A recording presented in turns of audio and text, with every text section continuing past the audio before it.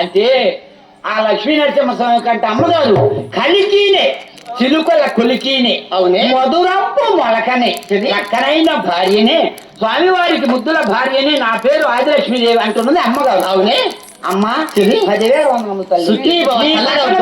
నీ పట్టణము అంటున్నారు. నీ భర్త పేరు శ్రీ శ్రీ శ్రీ లక్ష్మీ నరసింహస్వామి అంటున్నారు. మరి నీ పేరు ఆదిలక్ష్మీదేవి అంటున్నారు. మరి నీ వచ్చిన కారణం ఏం తల్లి? ఇదిగో చూడవే ఏమిటమ్మా? స్వామి వేసినటువంటి ఈ ఉద్యానవనం చూడాలని ఎంతో ఆశపడి వచ్చున్నాను. ఎప్పటి నుంచో నా కోరి పుట్టుందది. ఏమిటి కోరిక కదా?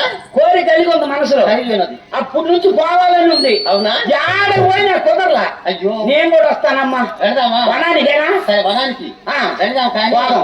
నాకెంత 10 మంది సరికత్తలు ఉన్నారు. పిలిపించు. అందరూ వస్తే పోదామా? వెళ్దాం. ఒన్నే సంపూర్ణ, ఒన్నే సంపూర్ణ, ఒన్నే గోవిందా, ఒన్నే గోవిందా, ఒన్నే గోవిందా, ఒన్నే పంకజవా, ఒన్నే పుసక్క,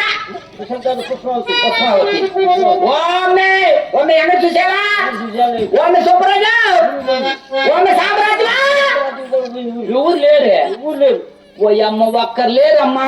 ఒన్నే శుభరత్వమా, ఒన్నే శుభరత్వమా, ఒన్నే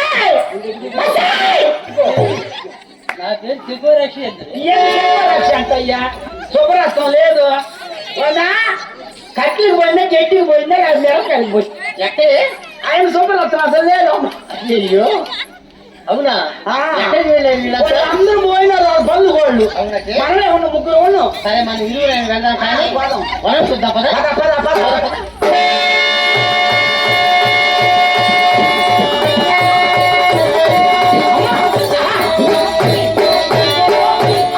అనుకుంటూనే వనానికి వచ్చాము. ఇప్పుడిప్పుడు వనం కూడుకుంటుంది. అవును.